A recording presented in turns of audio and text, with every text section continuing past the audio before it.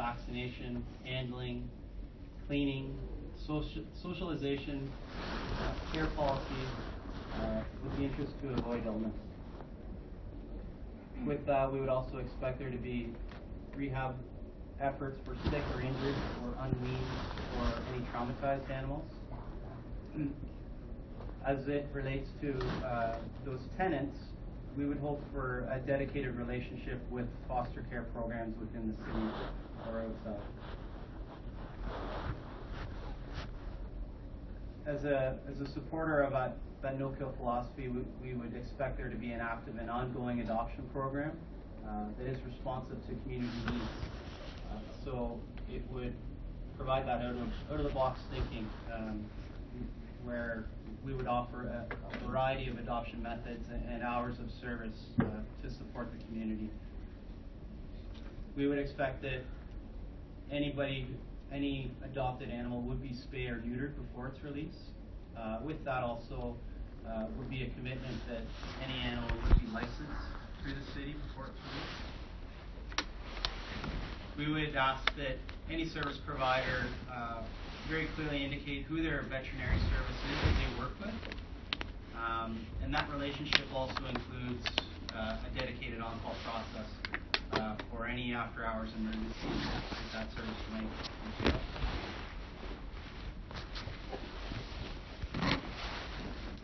Again, sticking with the 11 tenants, we would hope for and encourage partnerships with local rescue groups to ensure that that no-kill philosophy is maintained.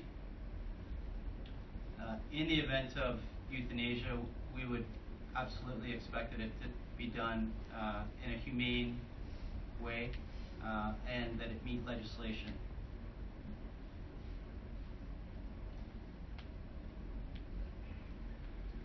So as a general, with respect to a pound service, there would be a requirement to take in any dog or cat that would be surrendered as a stray, seized by enforcement, or ordered quarantine by the Sudbury District Health Unit. Without getting into exact hours or exact days, we would hope for that service to be staffed appropriately and available for animals 7 days a week, including statutory holidays. Continuing with that service schedule, we would hope for a service that meets the needs of our community and therefore would offer for daytime and evening hours. And also, we would expect there to be a standard process for the receipt of animals in the event of an emergency situation, whereby a dog or animal would be seized by emergency services, hypothetically, and therefore would need to be brought to a shelter, after hours.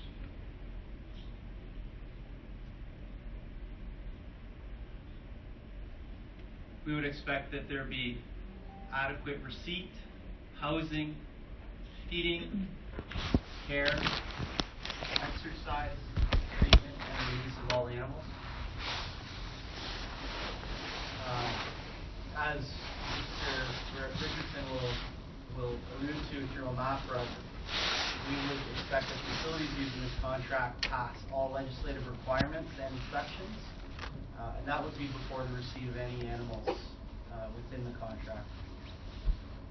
That last point, business continuity plan for emergency situations, we feel that we would like any service provider to have a process in place to ensure that there is care and support for animals in the event of an emergency that would impact the continuity of business for that organization.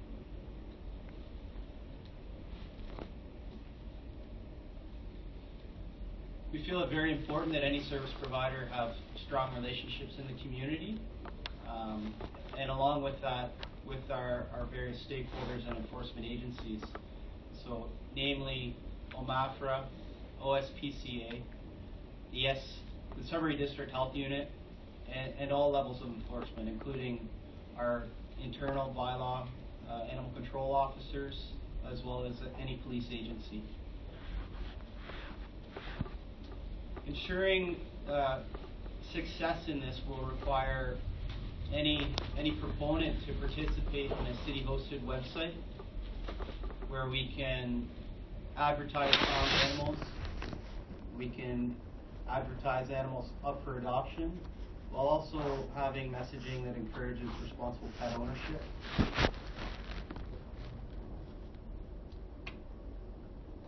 Keeping with the relationships in the community, we hope that any service provider will support creative approaches to adoption, as I previously stated, and also creative approaches to messaging that encourages public and community outreach.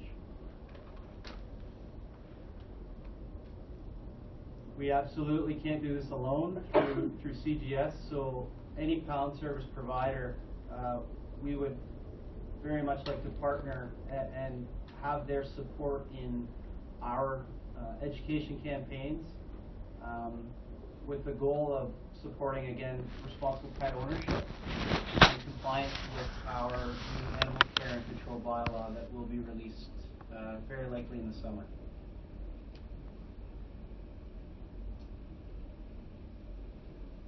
There are provincial regulations that will impact any service provider. As Mr. Richardson will speak about, the Animal for Research Act sets restrictions on the conditions, the construction of the facility. It speaks about euthanasia and also records retention. The Pounds Act specifies specifically what a pound keeper is, and that any service provider would be acting as a pound keeper on behalf of the municipality. And as an overarching umbrella, the Municipal Act speaks about processes by the municipality for the impounding of animals and muzzling. Craig Richardson in. He is our animal care specialist through the Ontario Ministry of Agriculture, Food and Rural Affairs, so that's that OMAFA reference. I've had his contact details there. He has welcomed any contact via email or phone, and has voiced his support in this process as we navigate through. Actually, it's not that number, sorry.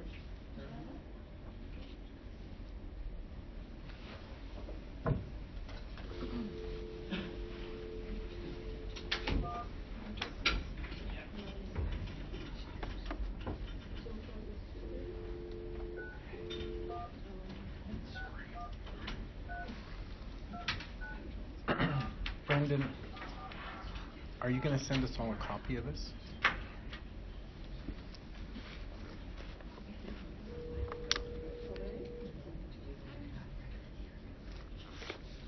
Hello, Craig Richardson. Hi, Craig.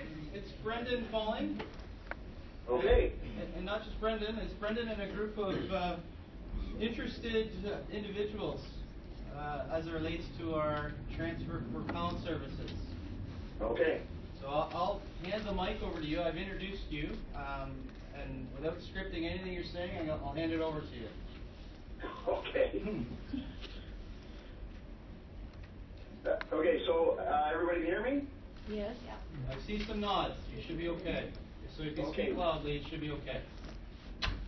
So this is more than one person who's interested in opening a pound, I take it. There's room for. Okay.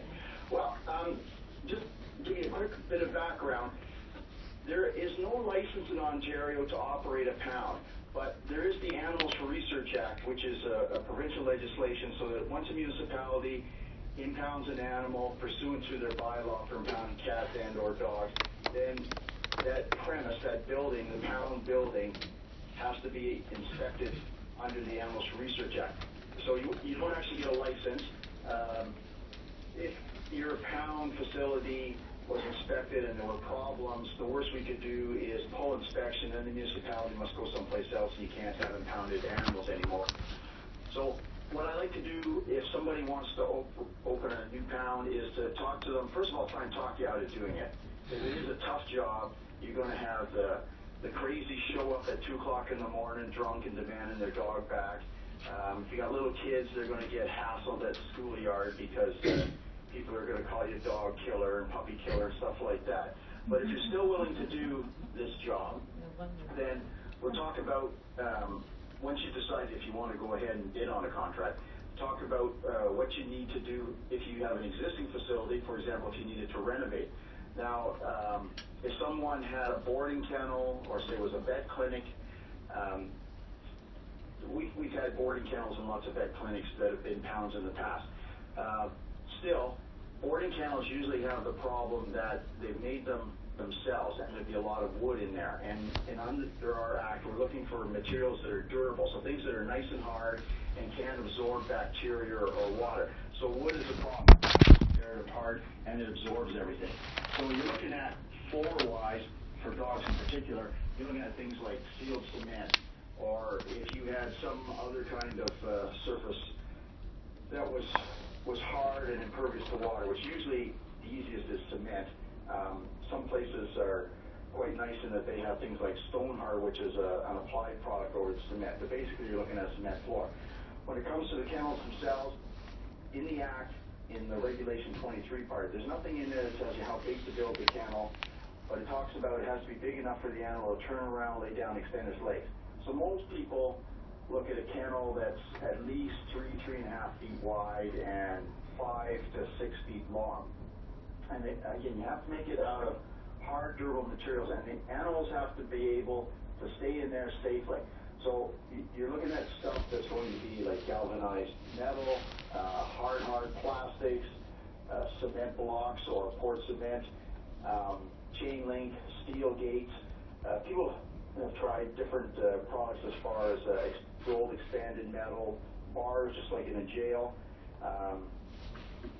plastics, glass. Some of the SPCAs have gone with fancy glass for the dogs. But the main thing is it has to be something that you can wash and it doesn't suck up a whole lot of bacteria. So if it's a welded gate, you want to make sure that the welds are fairly smooth. If it's something like a chain link one, you got to get the heavy duty chain link, not the wimpy stuff they sell now that even a 2-year-old person can chew their way through, let alone some nasty pound dog. Because about half of the pound dogs are nuts. You know, they're big outdoor dogs.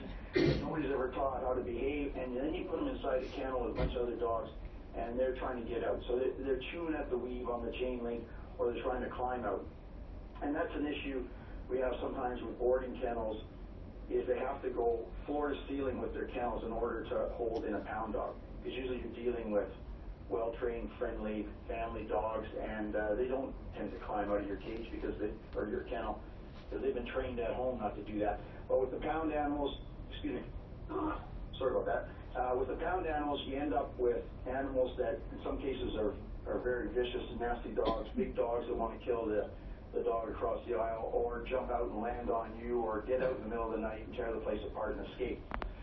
So usually you have to go with something solid, and if you go floor to ceiling, then they can't climb out. And these dogs can climb as high as whatever you've got, they will climb it, especially if there's any kind of toe hold they can get on it.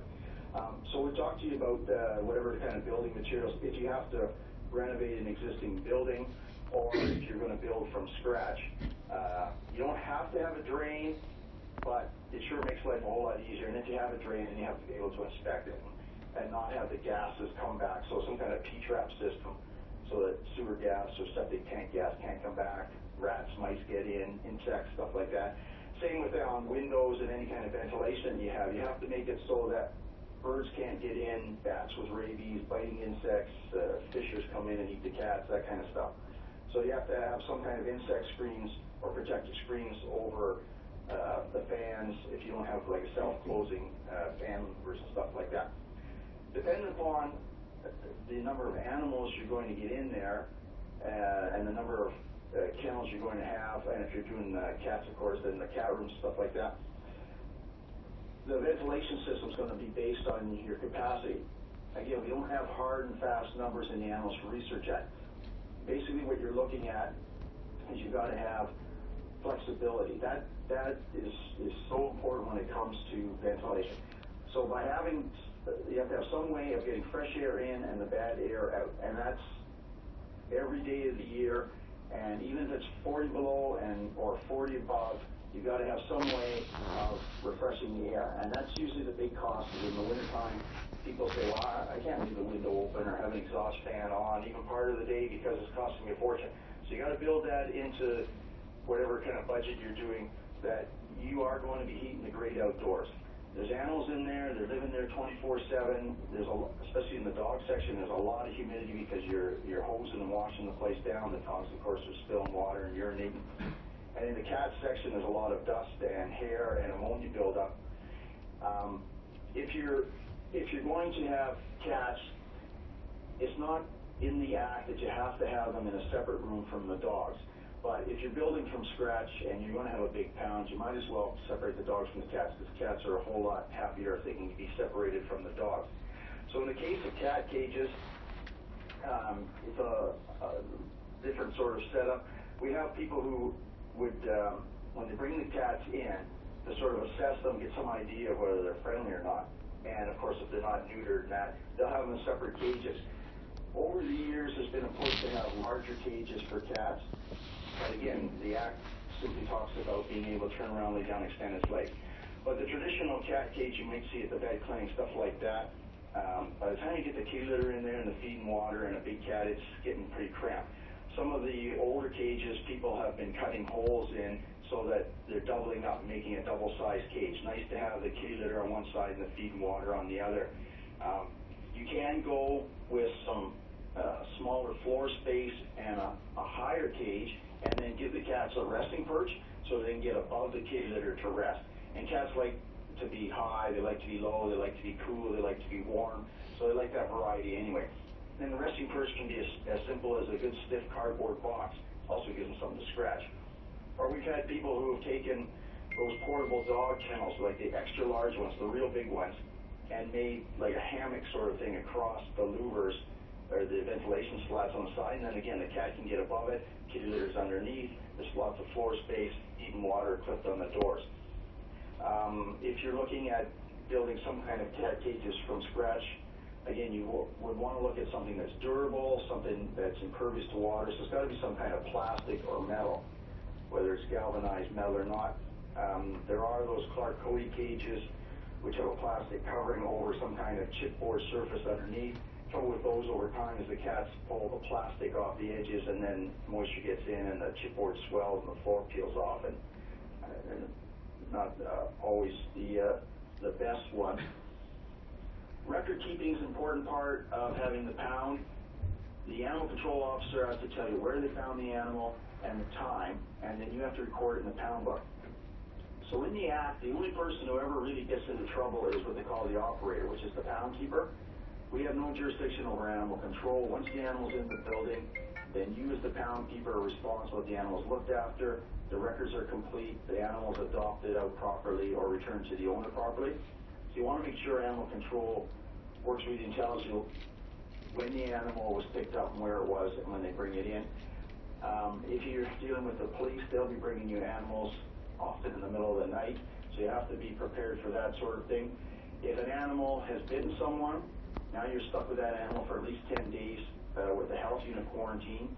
And then if under our Act and the Dog Owners Liability Act, there's the part where it talks about if the dog poses a menace to human safety or to domestic animal safety, so we're talking about a cat killer or a sheep killing dog, then it's not supposed to go back, it's supposed to be euthanized. So if nobody comes to claim that dog, the animal gets euthanized. Nobody's complaining about it at that point. But if the owner says, no way, you're going to euthanize my dog, and it ends up in court, now you've got a dog. Usually those cases take about a year. And if the dog was snarly and nasty when he first arrived, he's not gotten any sweeter after a year. They usually become quite nasty and territorial. Often in the big pounds, they find they'll only work with one person, and that gets to be an issue because that person, of course, needs time off. So I always recommend to people that they get a guillotine door between at least 2 kennels. And then that way, when you've got that nasty dog, you can put the dog in, keep the one kennel beside it empty, and then by pulling up the cable that goes to the steel guillotine door, you can move a dog from one side to the other. And you've got to have a good, secure 2 kennels for that kind of dog, because that dog is spending 24 hours a day trying to chew its way out of there. There's, again, in the Act, you don't have to have an outdoor run. We have lots of pound keepers who don't have outdoor runs, and what they'll do is they'll walk the dogs multiple times a day.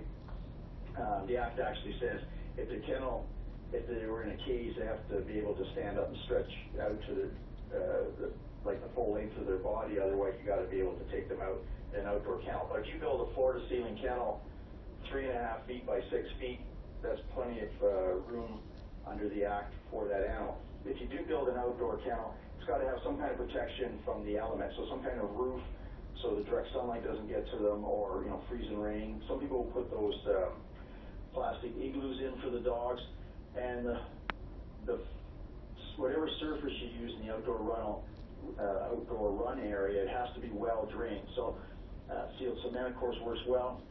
You can't really go with dirt or sand or even kind of a mixed stone and sand, because the dogs end up digging it and you end up with wet holes and stuff like that.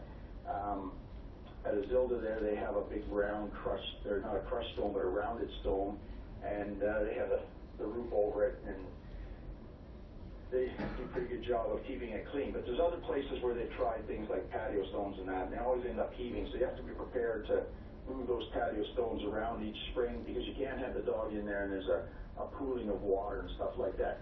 So most people end up going with a cement pad, and some people like to have a guillotine door from the indoor kennel directly to the outdoor kennel. I've never been a big fan of a hole in the wall for a few reasons. One, you've got a hole in your wall, so you have certain situations where with the insulation stuff and there's exposure. So you have to be able to seal that hole so that the dog's urine and everything is not going down on the wall. You also don't want water going on the wall, because it'll start molding. You'll have insects and stuff, mice getting into your wall. So you get around that sealing of it, then you've got the problem of the winter wind and everything getting in, because the dogs chew on these guillotine doors and stuff like that. So we can talk, if somebody decides they want to go with a indoor-outdoor guillotine door, we can talk about that and how to insulate it in some way of properly containing it. The Act talks about the redemption period. Sudbury can have a longer one, but the provincial minimum is the 3 days. So you have to be open 6 days a week. Now, the time that you're open is the time that people can come claim their dog. So if you're closed, say, on Sundays, you can also be closed on statutory holidays. Or if you decide to be open on Saturday and Sunday, you can be closed on Wednesday if that's your day. It doesn't matter that way. But you have to post a sign someplace where the public can see it, stating the hours that you're open. Now, if you're out doing other things, there's no point in putting that we're always open or we're open 9 to 5 if you're not going to be there. Because whatever hours you post, if you have an impounded animal in your building, you have to be there during that time, because that's when the public believes you're going to be there for them to come and redeem their dog, get their dog back. So if you've got other things you're doing, or if you're a small town and you're doing everything sort of stuff, and you got to go shopping at some point, you got to go do animal control, just put a short time period that you would be open. For example, you're always going to be there from 8 to 9 cleaning and looking after the dogs. You can post that you're only open from 8 to 9, otherwise by appointment, and that way you can work it out with people. If they say, well, I'm working, I can't be there between 8 and 9. But if there's no dogs in the pound, or cats for that matter, you don't have to be there even during your posted hours. Want to stop for questions or anything, Brendan? Sure, you've got the floor. Does anybody have questions for Craig at this point? Doesn't appear so. Okay, so did I scare anybody away? Did they leave yet? Nobody's run away yet. Okay. Well, I usually talk about half the people that are doing this job, because it's a thankless job. No matter what you do, people will be angry. You got to be prepared for that. If you take your dog to the veterinarian, then they'll complain that there's a big vet bill. If you don't take their dog to the veterinarian, they'll complain that you didn't take the dog to the veterinarian. I've even had pound keepers where people have complained to us and want them fired because they took the dog to the veterinarian and the dog ended up dying when they redeemed the dog and took it home. Didn't even die at the vet clinic, but they were mad that the pound keeper took their dog to a vet and it died. It just doesn't matter what you do, people are going to end up being angry with you. So you have to be prepared for that thick skin stuff. So what I would suggest to pound keepers is have a standard operating procedure that you work out with your townships when it comes to money for medical treatment for impounded animals, and something with your veterinarian. So for example, if your municipality says, well, they'll only give you $10,000 for the entire year for vet bills. You could go through that in a hurry.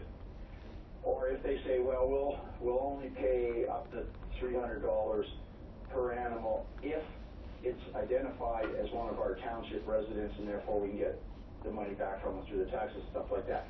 So you want to find that out ahead of time, because every municipality will do it differently, and if they say, well, don't worry about it, I would worry about it, because as soon as something goes wrong, they'll say, oh, we didn't tell you that. That's what we meant.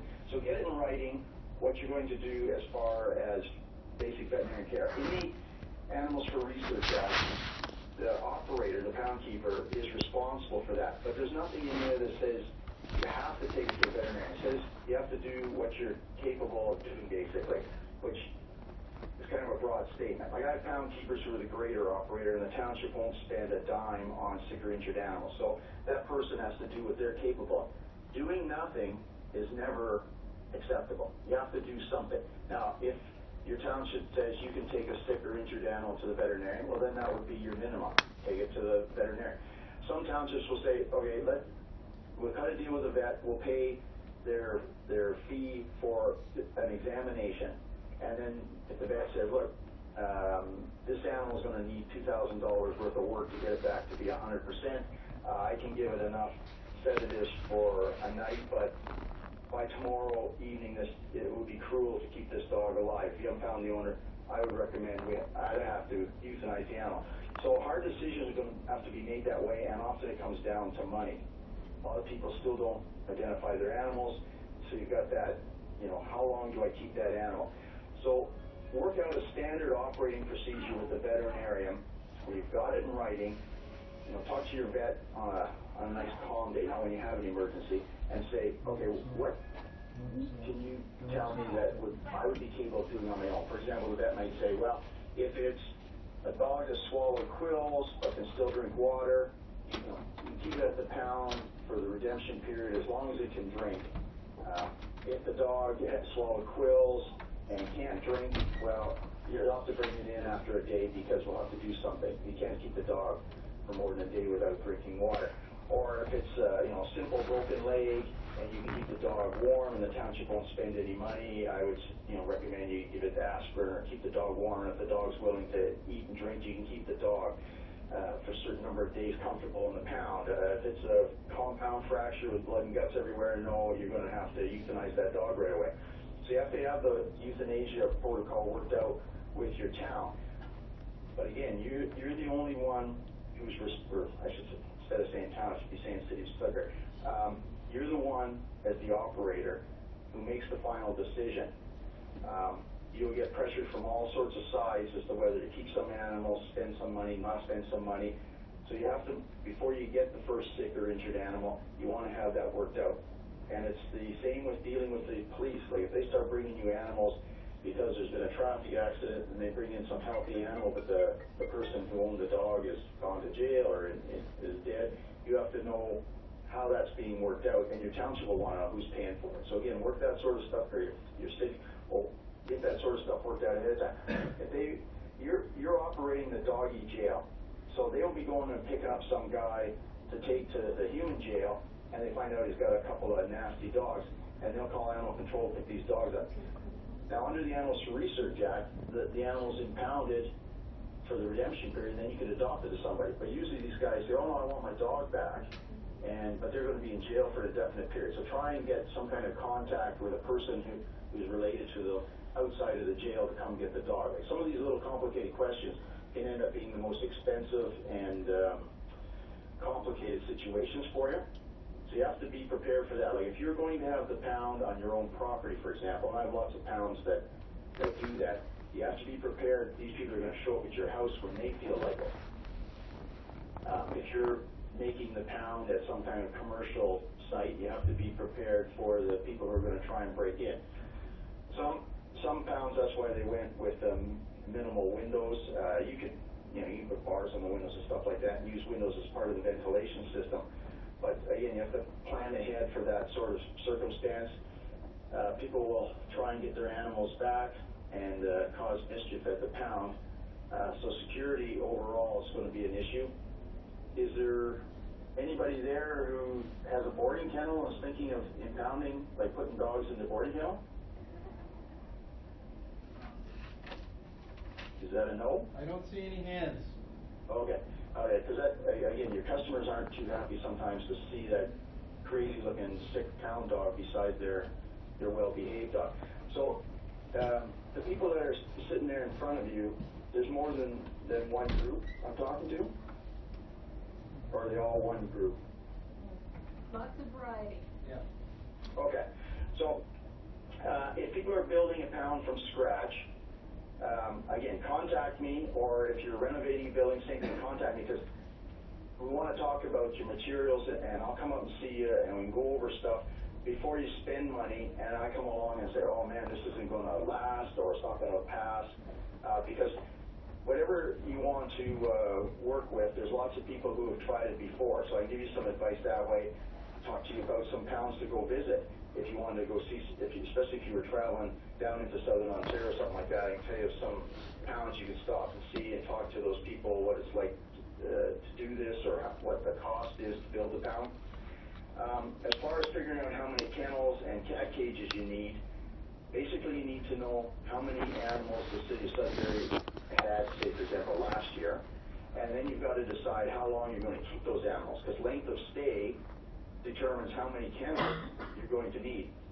If say for example, between you and the city of Sudbury, you're only going to keep these animals for a week, then you need a lot less kennels or cat cages than if you say you're going to try and keep them for a year, which is a long, long time. If anybody sitting in front of the phone is thinking about going no-kill, I've had dozens and dozens and dozens of people who have tried that, and I haven't found one that's successful yet. No kill with a pound is really, really tough, because the animal control officers and the OPP, or the city police, are going to be bringing you sick, injured, nasty, vicious animals, crazy feral cats, animals that aren't going to be easy to adopt, animals that aren't going to have an owner willing to come forward and pay a fee or fine, and also animals that legally you're not to adopt out to people because they pose a menace to the safety of humans or domestic animals. So you have to be prepared that you're going to have a certain number of animals that have to be euthanized. And some people, that's the killer, well, I shouldn't use that term, but that's the thing that stops them from getting into this business, or gets them out of this business. You don't have to love or hate animals to be in this business to eventually get pretty upset about the fact that sometimes you have to euthanize a healthy animal because nobody is coming for that animal, or legally you can't keep that animal going because the dog is attacking people, stuff like that. There will be the court cases, and like I say, they'll drag on for a year. And then at the end, the judge will say, you have to euthanize the dog. The owner cannot get this dog back. It's attacked so many people, and that sort of stuff. So then the dog has to be euthanized. There is, in the Act, no provision for fostering, but we have been allowing it since the mid-90s. So in the case of fostering, the operator is sharing their responsibility with someone who is not a direct employee. So usually what happens is you have some kind of rescue group outside of the pound building who says, whether it's dogs or cats or maybe breed specific, for example, those people say, well, we would be willing to pay for the room and board of that animal, we'll be keeping it at our house, and then we'll try and find somebody to adopt the animal to. So you have to trust who that foster person is, because you have shared your responsibility with them. So for example, once the redemption period is over, the original owner of the animal can still come and claim their animal if they pay all their fees and fines. Animals get lost, stolen, whatever, and sometimes it takes much more than just the redemption period for people to finally track them down to your city, to your town. So if you had an animal for past the redemption period and you decided that you were going to work with a fostering person and they took the dog or cat, they have to understand they do not own it. Because in the Animals for Research Act, the municipality and the pound keeper or the foster person, none of those people ever own the animal. So you can have an animal die of old age in your pound and you never owned it. you are in care and control of that animal. So when you share that responsibility of care and control with your foster group or foster person, you have to trust them. Because we've had it, unfortunately, where the original owner did show up late, and the foster person says, oh, well, no, I don't want to give it back to them because if they were a good owner, they would have had a microchip and been here sooner or whatever. That's not their call. The pound keeper has to give that animal back to that person. As the access, when they pay their fees and fines, they get it back. If the foster person adopts the animal to somebody else, then it's too late. But whenever the foster person does adopt the animal to a person, it has to be like the access to a bona fide pet owner, just like the pound keeper would do. So it's not going off to their cousin who happens to be a hoarder, or they're not shipping it off to the United States someplace, or they're meeting somebody at Tim Hortons down on the 401 or something like that, and they have no idea where that dog really is, or cat. They can't be giving it to somebody whose brother happens to run a dog fight and race for Hell's Angels, that sort of stuff, right? So you have to know where the animal is, and if the foster people say, well, we'll take the dog, and then you call them and say, hey, I've got somebody who wants to adopt that dog, or the original owner showed up, and that foster person says, well, I don't actually have the dog. And you say, well, I gave you the dog, and you were the only one I was dealing with. Where's the dog? Well, you know, my cousin in Windsor, you know, said on Facebook they knew somebody down here, so, you know, my brother was going down, and I don't know where the dog is. There's some place at this place in Windsor that I've never been. Wrong answer. You as the pound keeper have to know where the dog is and be able to get that dog back and make decisions, like, for example, euthanasia. Like the fostering group says, you know, we've had this dog for 2 years, and he's old and sick, and the vet recommends euthanasia.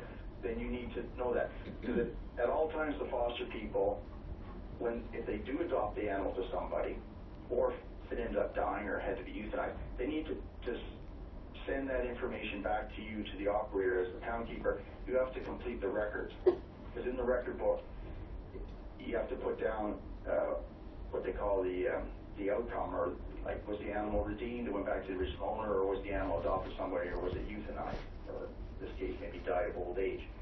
So you have to have complete records, and you have to keep the records for the 2 years. Any other questions? I think we can offer up questions one more time, and if that's it, we've provided your contact, Craig. Okay. And what That's always the easiest. Somebody wants to phone me. And I greatly appreciate your time today. Does anybody else have any questions, comments for Craig? It appears as though we don't. So, Okay. So again, thank you very much for your time. And in the event that somebody contacts you, then we'll just go from there.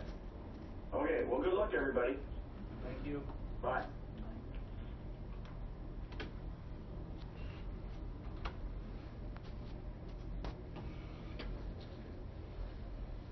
So now, sorry. I have some questions for you. Okay. You mentioned some stats, number of animals taken in last year, how long they normally stay, that sort of thing. That's something you guys probably know based on Sudbury. Yes. Yeah, and through our service provider currently. Okay, where do we get those numbers? I'm not sure if we can do an average based on the number of intakes that our service providers had, and actually we've had those online for a number of time now. I think our report's dating back to 2007, I believe. So it shows every intake, every adoption, every euthanasia. Is that something on the city website? Yes. Oh, okay. Yeah. Yeah. And you'll be able to see, not necessarily through our presentation, the number of dogs received by the pound, but you'll be able to get an understanding of number of dogs and cats in specific zones, just based on an average, based on population. And I understand the city is thinking of dividing it to multiple zones instead of just one that we have locally? Yes, so, and you'll see that it's actually a great segue from where we are. So, as we've committed to council, which it has agreed upon, we will take the greater city of Sudbury and divide it into 3 service zones, or service areas. With respect to that, anybody who is bidding on that may bid on 1, 2, 3, any combination of. And proponents will not be required to host a physical location in that service area. Do they have to be an open admission shelter? As opposed to, like, Like having to take every animal? yes, yeah. Proponents will be required to illustrate that they host sufficient pound capacity to accommodate all redeemed animals in their zone. So again, through our reports with our current contractor, there is a breakdown of animals per year, with an understanding that the majority of those animals come from the city of Greater Sudbury proper, but it's hard for an outlining perspective to narrow that down. There is a better breakdown of calls, but it's understood that calls don't necessarily translate to dogs and cats. In the event of illness or injury, as Craig has alluded to, and also as it may impact another service provider in the zone, there may be a requirement for you to assume dogs or cats from another zone. Is this all online as well? It will be posted later. It will, okay. So, sorry. So I was just going to say, has there been any look at what the procedures might be for injured or ill animals that are coming off the street? Is there any talk to the city about what the procedures might be, or would that be looked at afterwards? No, we would ask our proponents to submit those procedures as part of the process. Oh. It wouldn't be for us to dictate. We would just be expecting that humane treatment and adequate treatment of the animals. What about the animals who are deceased? If you want to just hold on to your questions, because I might capture some of the questions before I get there, and if I don't, absolutely at the end, if we can. Do you want to just wait to the end? No, because it's pertinent to what you just said. Okay. Like, you're the manager of bylaw, and you should know how many animals were intaked by the pound last year. I absolutely do know. So why can't you give that, this lady asked for that information, why can't you just tell her? It's just not included in this presentation. Absolutely, I can follow up after the fact. Maybe ask your question again and question and answers later. It will also be in the RFP document. This is about the process of getting ready for the RFP. The RFP document will include statistics in it, and the information that we will be gathering from you as part of the submission. So, based on an average as provided by the American Veterinary Medical Association, there is an average of 14% of CGS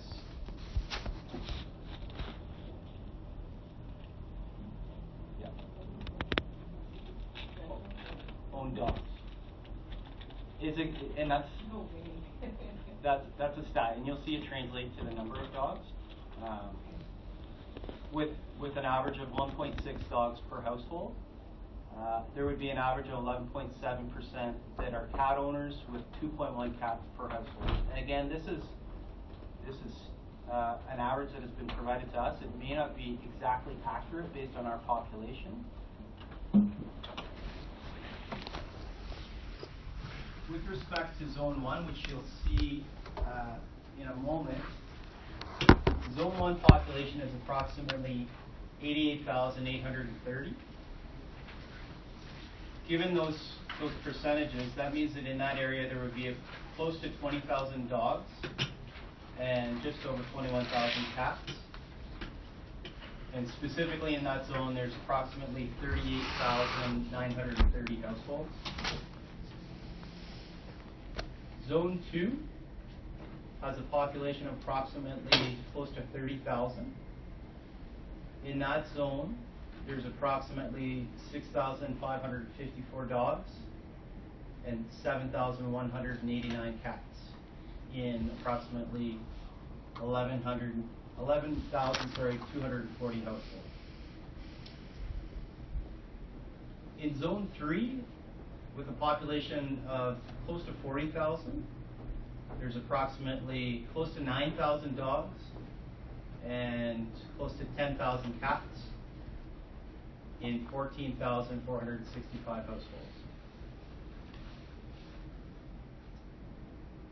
So this is albeit small, but an illustration of each zone. So as you'll see, Zone 1 is basically the city of Sudbury proper, with Zone 2 being the western part of the city and a little bit north, and Zone 3 being easterly and north as well. And you'll see those same populations in the bottom are what was just previously illustrated.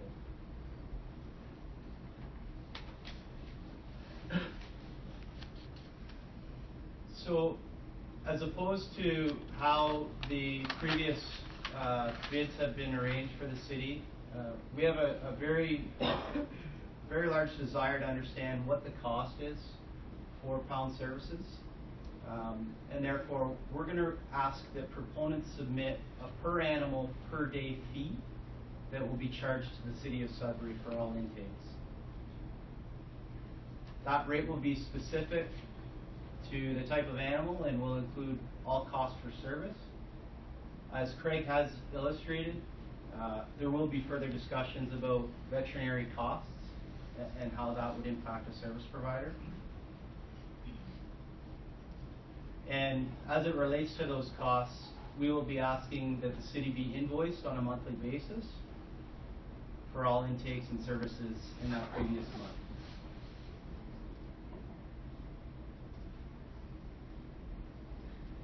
As it relates to fees collected by the contractor, we will be asking that all fees except for adoption will be forwarded to the City of Greater Sudbury.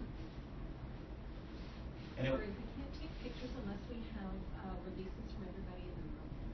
I'm taking a screenshot of that. We'll make this available, but we can't have any images of faces without consent. There is no faces. Wow. Okay. it will be recommended to council that the process will exist where the contractor or any partner thereof will receive $2 for every sale for every animal registration.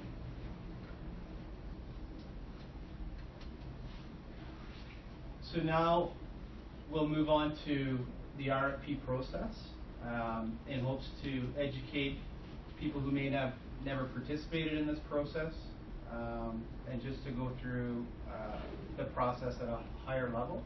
And again, from the very specifics, I've got a colleague here in Valeria that if there's specifics that I can't address, Valeria can get that at the end of the presentation as well.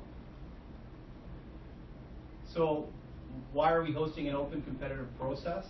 And these are commitments that are true to the purchasing bylaw. It's to encourage competition and ensure fairness, to maximize savings to our taxpayers, to ensure an effective service and product delivery, and to ensure transparency and accountability. So the RFP, or request for proposal process, is required for anything over $50,000. And the decision is based on a price and qualitative criteria, also known as best value. So that qualitative criteria is set and included in the RFP. So you will see what you will be graded on, for lack of a better term. And then it'll also include price. So again, that's communicated before the release of any RFP and included. The process is defined within the City of Sudbury purchasing bylaw.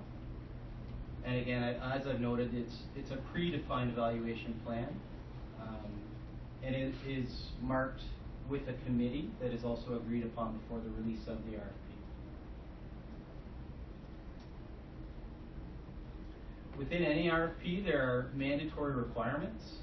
And it's very important that any applicant pays very close attention to these mandatory requirements or specifications, because if any submissions are received in absence of that specific information, they will be automatically rejected. There are provisions for other rejections, whether it be late submission or things along that nature, and that relates to bid compliance. And all that information is available online within our purchasing bylaw. specifically in Schedule B of the purchasing bylaw.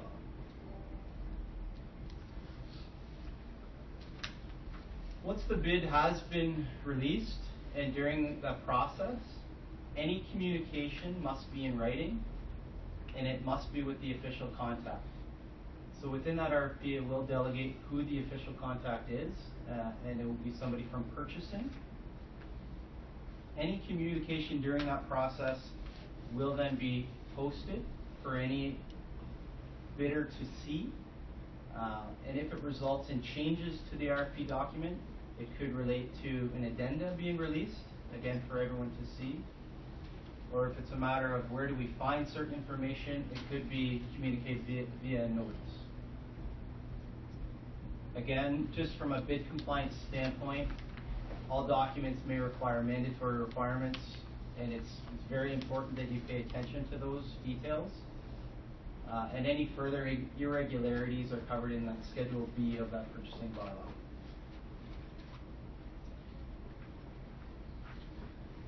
Bid deposits and performance guarantees. They're in place to ensure any successful proponent will enter into a contract, so it helps manage risk for the city. And it ensures any successful bidder will adhere to the terms and conditions. So as it relates to a performance guarantee, so there's an obligation on the part of the service provider to meet those terms and conditions. Within any agreement, there's an insurance requirement. So again, that's to protect against any possible risks and to ensure compliance. And there will also be a requirement for WSIB and insurance certificates. Those rates are agreed upon within purchasing and risk management as well as ourselves as it relates to risks associated with the performance of any service. So whether it be digging a hole in a road or, as we're here today, to provide for pound services, those bid deposits and insurance requirements are then discussed through purchasing in that nature. So with respect to the process, those minimum requirements will be communicated through the RFP process.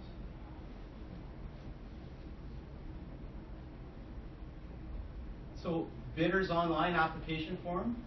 So that is if anybody wishes to do business with the city, there's an electronic form that you can request to be notified of any bid solicitation.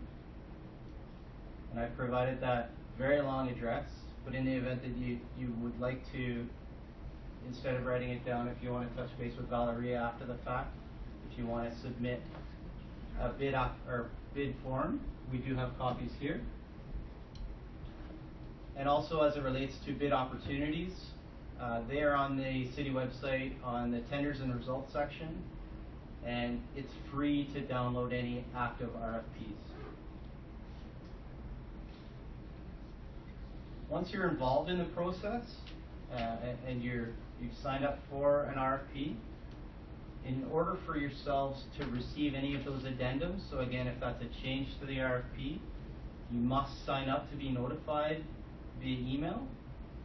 So there's a sign up button next to the specific tender and a process related to filling in your information. And if you do have any questions or concerns, the contact for purchasing is there, as well as a general email account.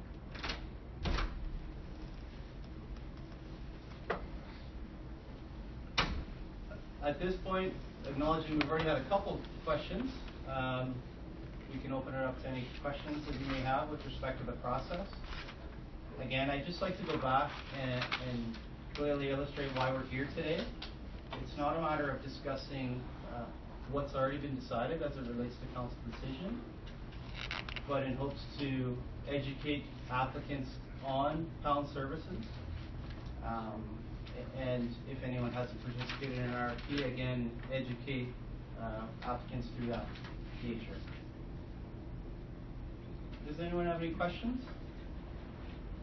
Sorry, just a quick review because I screen just on billing, as far as billing the city per animal. Is that during the duration date of the 3 days as set by the bylaw?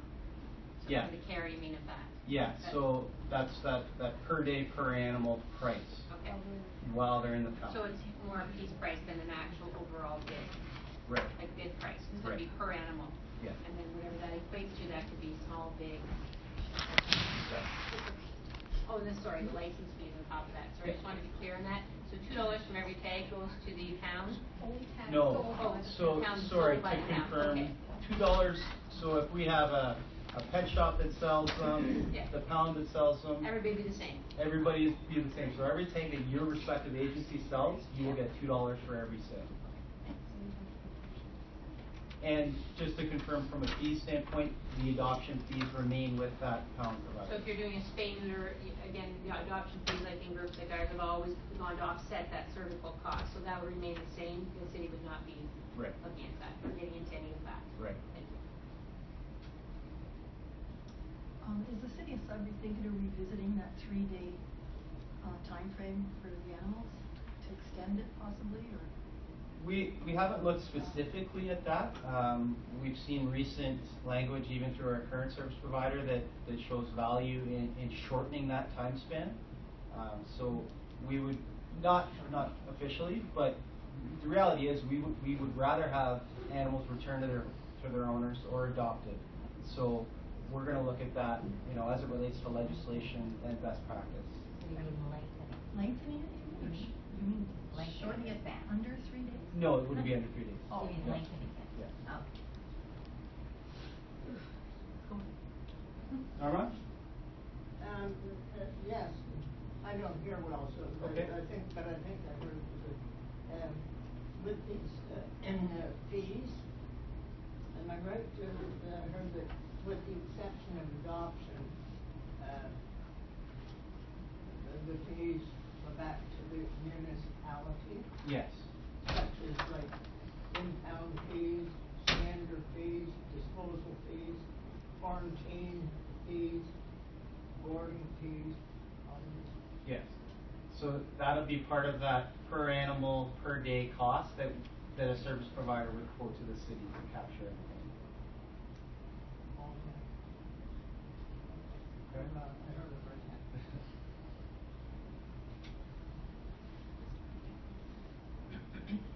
So is it going to be, are you going to be able to bill for every day the animal's in the pound? So if you hold an animal 100 days, you're going to pay for 100 days, or you're only going to pay for 3 days or 10 days if they're quarantined? It'd be for that redemption period. And so if it's a 10-day period through the health unit, it would be 10 days. If it's a requirement for a court case and it's absolutely mandated that you host that, then there would be that. But once that redemption period is over, then there wouldn't be billing to the city. So is there also going to be a base price that you would, like, are you going to be able to say, well, we need X amount of dollars? Like, who's going to pay for the, after those 3 days? Because you don't necessarily adopt the animal right away. Like, where does that cost, how do you recoup that cost? Well, yeah, we'll work on a formula that meets our needs as well as the needs of any service provider. But the intent is to have a better formal grasp on the cost associated with a per day. And that the reality is we get animals back to their owners or adopted as quickly as possible in the best interest of that animal. So there's no, like right now it's a flat rate. Yeah. So you pay X and X is what you pay. Yep. So you're looking at going to a system where you would have no idea what the final cost would be until the monthly bills are all. Well, we would be able to forecast based on the amount of dogs and cats that we've had impounded for the last however many years. So we would have a fairly good understanding of that overall annual cost based on those numbers. But in terms of the per day, we would have to look at a formula, whether it be a redemption period in terms of how many days that will be, in order to better understanding of what that year-end cost would be. Does that answer your question? No, but I think you'd like to know, as far as I can see, is what happens on day 4, 5, 6, 7, 8. Who pays for that? Are you saying that the city, if you come to some agreement with the provider, that the agreement with the city and that provider is you'd pay a certain rate for those 4, 5, 6, 7, 8 days? It's understood that after that redemption period, there is gonna be a fee paid to that service provider. Right. Yeah, it's just what that fee is, again, will be part of an RFP process. Right. And how many days. So that's spelled out in the RFP then? Yeah, absolutely. Richard?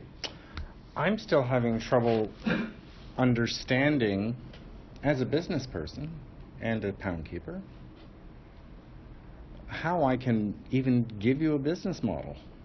The question, again, I want it answered a little bit more definitively. The city is asking us to bid on a per day fee, but it only applies to the redemption period of 3 days. No, and that was that previous, there is going to be fees after the fact. Fees or the exact fee that the person bids on in the RPF. Maybe I can respond. We're still working on the model, and based on what we currently expend, we're still working with our finance department on some numbers, so we're not prepared today to get into all the numbers. We are confident that the way we want to bid this work is not as some global amorphous number, but as a cost per animal per day. And how we will price that out in the RFP, we are working on that at the moment. This is a preliminary meeting to get everyone's head starting to think about what would I need to do to be ready to bid on the number. Okay, so further to that, who makes the determination whether I, as a pound keeper, keep an animal for 10 days, 30 days, 365 days, which could be a best practice kind of thing. If I have a dog that needs training and I want to keep him for 6 months to rehabilitate him, are you actually saying the city's going to bear that cost? Well, and Carolyn, how do you make that determination now on how long you? Well, I'm here to tell you that the average cat in the pound stays probably anywhere from 14 to 30 days right now. Today, till they're fixed and adopted and adopted out, it's 15 to 30 days. And I'm really glad to hear that you're going to take on that burden of responsibility for their care. $30 at, let's say, the current rate that you're charging a resident to have their pet in the pound is $15. 30 times 15 is $450 for the average cat that becomes impounded at the City of Greater Sudbury. I'm real excited because I can only find $130 in an adoption fee to get that cat out to its new home. Now, if it's going to actually cost the city $450 to have that cat stay in the pound for 1 month, I'm really glad to hear that the city's finally taking on that responsibility.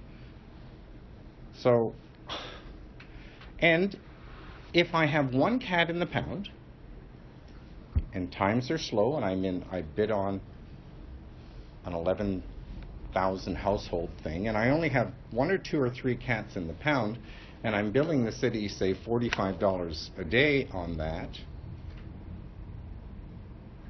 I still have to have a person there, as Mr. Richardson has said. If there is 1 animal in the pound, you must be there.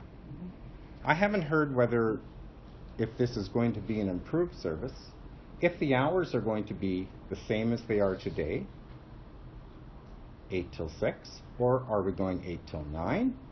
And as a pound keeper then, to own a pound, I have to,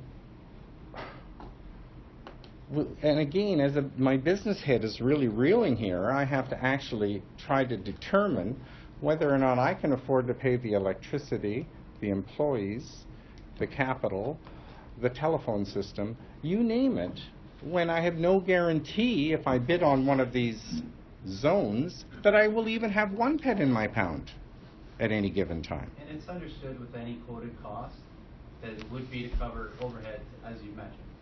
There's a cost to doing business, there's a cost to operate, and we fully understand that. And it wouldn't be for us to impact that. But I'm missing your question as it relates to services. We've spoken generally in terms of it'll be 7 days a week with hours that relate to days and evenings. But until we get to an RFP, we're not gonna structure in terms of exactly those times, because really, this isn't the opportunity to do so. But absolutely, within an RFP, we will structure that service and what we expect.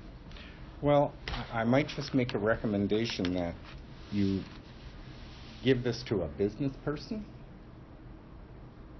to actually determine if the plan for any one of these good people of the city of Greater Sudbury to bid on a tender to have a pound when there's no guarantee that there will even be any remuneration from the RPF that you have just put on the board of we're only going to get paid a daily fee for an animal that's in the pound. But if the animal is or has to eat those. Again, those are specifics that we would look at. So in 2015. Your mic's not on, by the way. I know. Okay. I know it's on. So in 2015, according to the report from Rainbow, we had 773,434 dogs. So it gives you an idea. And we will put a whole chart in the actual body of the RFP with the numbers over a 5-year period of the number of animals received. I'm sorry, what year did you say? Sorry. Did you This report is 2015 activity report for Rainbow, and it's on our website, and Thank all you. the numbers are there. Thank you. And maybe Richard, you've spoken about the average stay for cats. What's the average stay for dogs? That's not in this. Well, let's take your typical dog. Let's pretend it's a dog that has an owner. I'm going to take that dog in from the city, and I'm going to flip them the same day. I'm going to be paid a fee. Who knows what it's going to be? I'm thinking $15 to $20 is going to probably, I'm not trying to give away any proprietary numbers here because it's $15 currently. Let's pretend it's $15. So as a pound keeper then, that dog is going to come into my pound at 9 in the morning and leave at 6 o'clock at night, and I'm going to be paid only $15 from the city. There's no adoption fee. It's just the redemption fee and the impound fee is going back to the city now. Is that not what it said? So in bidding the work, it's to know that all the fees, so the current contract, it's very difficult for us to understand the economics of the business because a portion of revenues goes with the service provider. We are looking at a different model where we pay on a fee per animal per day basis, and all the other fees come back to the city. So instead of charging $15 a day, maybe you'll be charging $20. Excellent. And as a businessman, I would probably charge then, let's say I made a tender, I'd probably have to tender in the $50 to $100 a day to make up for those 400 redeemed dogs that are going to walk into my pound and I'm only going to get $15 for, had my daily fee been only $15. They don't all walk into your pound. You've got to go pick up a bunch of them. We don't have to do that. The pound keeper doesn't even have to own a vehicle. Okay? The city will take care of that full responsibility for you. And what happens for after hours? Do I have, if I'm the owner of one of these 3 pounds now? Not necessarily 3. Well, let's pretend 3 different pound keepers we have in the city now. Are we going to have 3 persons on call to service any emergencies? Do you not understand there's a cost to have an employee be on call? So if we have 3, then there would Say be we do. 3 separate buildings that would have On-call persons each and every day, 365 days of the year. Did you ever cost that out? It's a question in the back. Hi, just a quick question. Will there be any stipulations for the number of volunteers that if the contractor receives the bid on it, they can have as many volunteers as they like? Or is there going to be a cap, providing they meet all the stipulations of being a volunteer? As we mentioned in the presentation, we wholeheartedly support volunteers and would never ever put a cap on it. Oh, thank you. We feel that that's part of those 11 tenants. We would do our best to provide a foundation for that process. volunteers are with the But organization. the volunteers work with the organization, it wouldn't be for us to dictate who your volunteer But we is. have to pay to get volunteers to basically have criminal record checks, because you don't want someone just volunteering coming in and stealing your animal. No, and that would be as an organization, we would be looking at that. Yeah. Just one question, just to respond to that. There's many organizations that allow volunteers without criminal record checks, just so you know. But what I also want to know is, on the zoning, are reservations included on the zoning for each zone? I don't believe we have, Because as far as I know right now, the town has a contract with Whitefish. that would be a Yeah. separate contract. Yeah. This is So only it wouldn't be city included in the zone that the person No. is on that zone? Why wouldn't it be? Because It's a zone. they don't pay municipal taxes. They're outside of the municipality, they may be geographically sort of in the perimeter, but they don't pay municipal taxes, they're not part of, the land's not part of the municipality. There's different So arrangements for now First Nations. with the contract that they have with Rainbow, where does that That is their balance, money contract, balance that itself? is their contract with Rainbow, and each of the First Nations would have their own service contracts. Oh, so, okay, so the It's city not has nothing to impacted. do with that at No, all? it's not It's nothing to impacted by do that. with this contract. Oh, okay, so their revenue, you have nothing to do with either? No, they're separate contracts. Okay, thank you. So the cost estimates that you provided for enforcement services didn't seem to provide for 24-hour emergency services.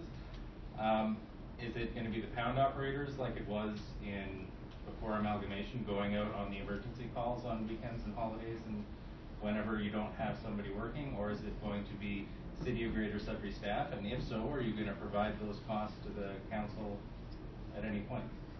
We're not here to discuss enforcement, we're here to talk about pounds. So is the pound service provider going to be responsible for after-hour service, or is it the city employees? Like we talked about, there is a requirement for in the event of emergencies, hosting pound services after hours. So we're not gonna have to go pick the animals up on the side of the road? No. Somebody else is gonna do that? You have to be available to receive. We have to be available to receive them. So you're gonna have not, 1, 2, 3 pound keepers potentially, plus field enforcement officers all on call instead of just one person. Okay. That's a yes? We'll definitely have a process with respect to enforcement, but again, we're not here to talk about enforcement. And as we talked about through the provision of pound services, whether it's 1, 2, or 3, those service providers will be expected to have an after-hours emergency process. So the pound would have to pick up the animal after hours? No. Pick it No. up, but Just just receive. the animal. But, So the bylaw enforcement officer is gonna bring them to the vet if they're injured, or are they just gonna drop them off at the pound and let the pound work? We'd drop it off to the pound.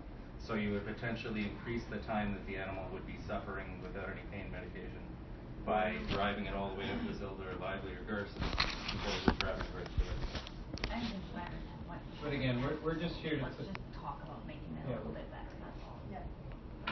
So We're I'm here, We'll get down details, not do it now. we're here today to talk about general information about the RFP, so that people can start to prepare and think about their business.